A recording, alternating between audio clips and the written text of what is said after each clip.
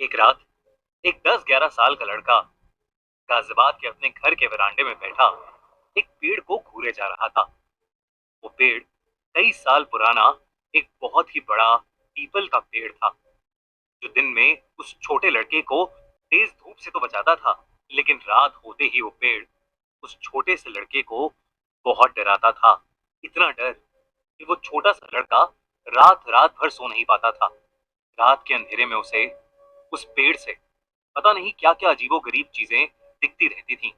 कभी चमगादड़ों का झुंड उसमें से बाहर निकलकर उसकी तरफ आता, तो कभी उस पेड़ पर उसे कई सारी काली बिल्लियां चढ़ी हुई दिखती। हद तो तब हो गई थी जब उसे एक रात उस पेड़ पर एक लाश लटकी दिखाई दी, जो पल भर में उसकी आंखों के सामने से गायब हो गई। उस रात के बाद उस पेड़ पर अलग अलग लोगों की लाशें लटकी दिखती थी। उसे किसी अनजान इंसान की आवाजें भी सुनाई देती थीं, जो डर गया, समझो मर गया। और वो आवाजें उसके कानों में बार बार गूंजती रहती थीं। उसे अपने पड़ोसी के टेरेस के झूले पर कभी कोई औरत झूलती दिखती, तो कभी रात में लेटे हुए उसे ऐसा लगता कि कोई बूढ़ा आदमी उसे घूर घूर कर देखे जा रहा हो। क्या था इन सबके पीछे?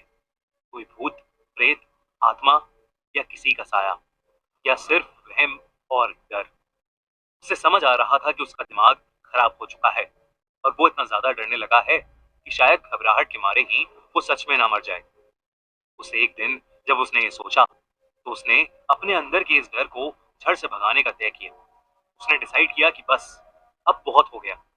अब चाहे कुछ भी हो जाए, चाहे वो मर भी क्यों ना जाए, लेकिन वो डरेगा नहीं।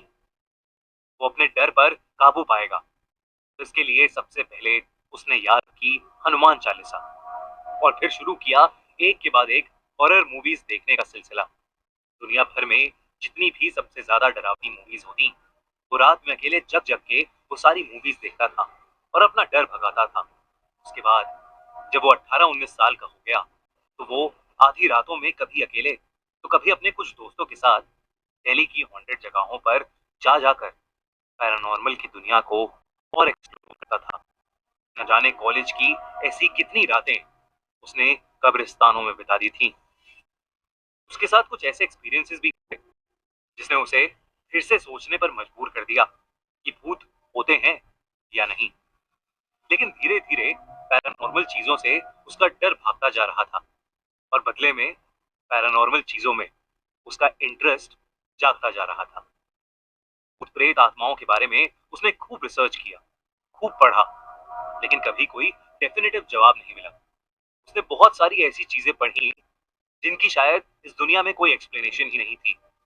भूत होते हैं या नहीं, उसे आज तक ये तो नहीं पता, लेकिन वो स्पिरिट्स और उनकी एनर्जीज में जरूर मानने लगा, अच्छी और बुरी दोनों एनर्जीज। उसने ये भी मान लिया था कि डर के आगे जीत है, और डर के आगे इतनी बड़ी जीत छुपी है, ये उसे नहीं पता था